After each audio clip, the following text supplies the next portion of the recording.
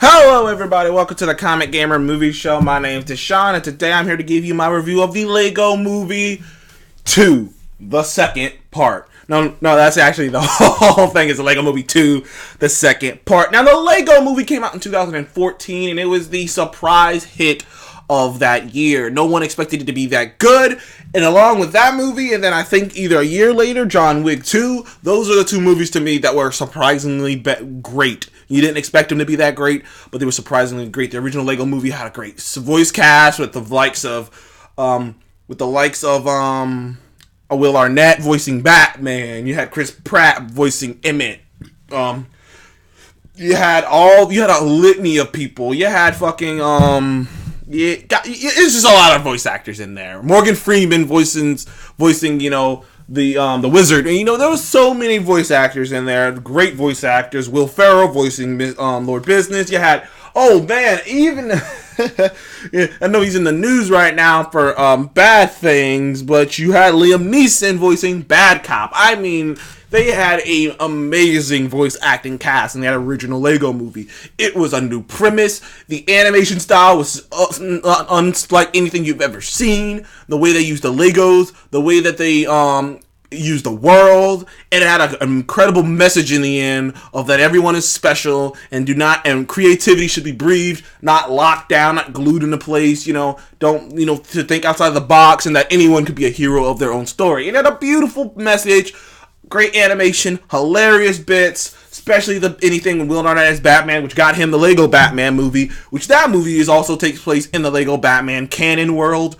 That movie was great. I haven't seen Lego Ninjago, so I can't quote on Lego Ninjago, but it did have a fresh rating on Rotten Tomatoes, so I'll just go out and say that movie was sort of kind of a success. I don't know if it made a lot of money, but it had a fresh rating, so majority of critics thought it was a good movie.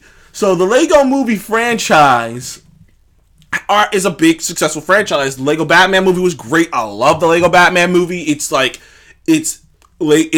was right behind the first Lego movie for me, and here comes the Lego Movie 2. Now, Lego Movie 2 has been a while, and has been years in the making, 4 years to be more exact. And the original Lego Movie was written and directed, I believe, by Phil Lord and Miller. Lord and Miller. Lord and Miller are the guys who directed this movie, and I believe they directed another. They also worked on Spider-Verse. They worked on but they cut their bones on the 21 Jump Street movies. So these guys are great writers and directors. I mean, like I said, these guys worked on 21 and 22 Jump Street, Spider-Verse, and the Lego Movie, and the original Lego movie. So these guys are great directors. They were supposed to work on Solo. Things didn't work out because apparently Disney didn't like the direction they were taking it in. But when you see their work now, when you see it, you think, oh man, I would have loved to see more. Now, Lord and Miller were a part of the Lego Movie 2 process. They were producers on it, but as anyone else would tell you in the business, in movie making, you can get a producer credit for doing almost anything. You can get a producer credit for just showing up on set and telling someone and suggesting something to someone. You can get a producer credit, or you can get, but the producer credit is kind of fluid. It's kind of fluid in the way that you get it, because like I said, you could be doing, or they could have been heavily involved. Sorry, got the heat on. It's a little warm down here in Virginia at the moment, so I got my heat on, but. As I was saying, the Miller and Lord, they got producer credit on this, so they were involved. How involved? No one will ever know. No one really knows, but they were involved. They didn't direct it. There was a new director. There was and there were new writers. So, Lego Movie 2. Could they capture the spirit of the first one? I've seen a lot of reviews saying that it's good. That I've seen a lot of reviews ranging from it's good, not as great as the first one, or it's just another failed sequel. I personally come out on top of, I think this movie is a very, very, very good to great sequel. I do not think it's as good as the first Lego Movie, but that is the John Wick effect to me. I feel about this sequel the same way I felt about John Wick 2 when I first saw that. I was like, this is awesome. John Wick 2 was awesome. Had great action set pieces, but the shock of the original movie and the shock of the message of the original movie, of the discovery that these Legos are toys and that this is a toy world being used by, and this is the imagination of children, the shock of that was no longer there. So you're just kind of left with the base level of the Lego movie, which was highly entertaining. And there's still a great message in here, and they still play with those elements in here. I'm not going to spoil it, but they still play with those elements of the real world affecting these Lego creatures. I mean, these Lego characters. But it's not a shock. But the shock of knowing that and how everything kind of pieced together isn't as shocking anymore. It happens, and you're like, okay, this makes sense. You know what I mean? I'm gonna just give my rating of the Lego Movie Part 2. I gave the original a 9. I give this one an 8.5. It's not as good as the original, but it's knocking on the door of the original. It's got the same humor. The humor is just as good as the original to me. The cleverness of which they talk, the cleverness and the dialogue is great. This is a movie this Lego movie is definitely a family film. It's the definition of a family film. There are jokes that are going to go clean over a kid's head in this.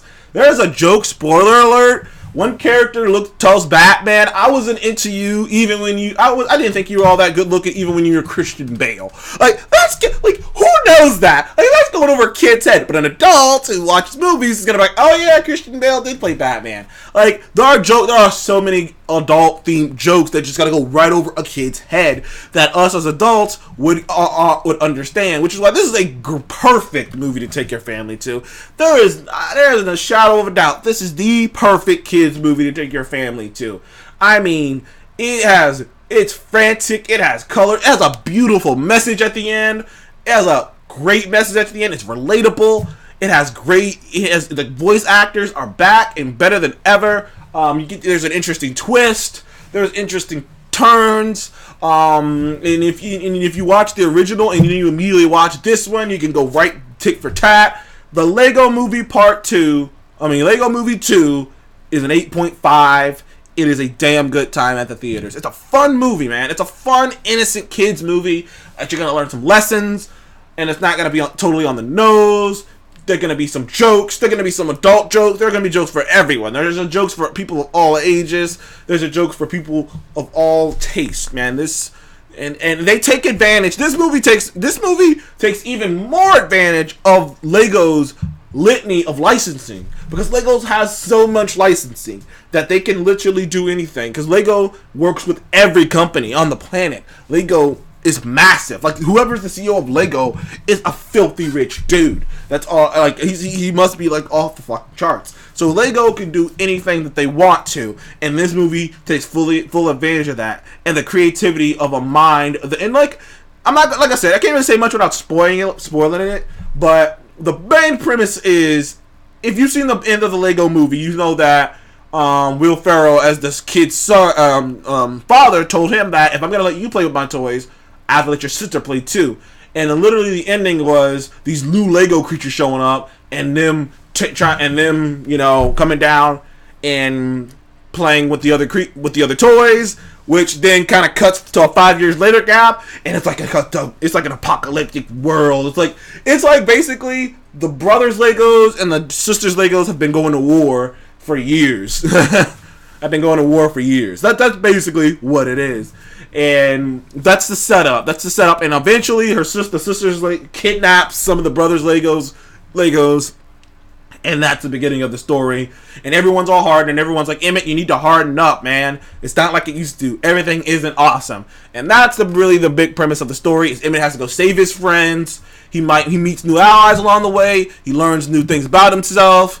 And he has to learn to be more macho, more manly. And that's the main story along the way. And that's all I can give you without spoiling it. Go check out the Lego Movie 2. It's definitely a great time to take your kids to the theaters. If you're looking for a movie to take your kids to go see that you can tolerate, this is the perfect movie. Honestly, it's the perfect movie for that. As a kids movie, it's definitely a 10. As a movie, I give it an 8.5, right behind the Lego Movie. Definitely one of the best sequels I've seen so far this year, in this very short year.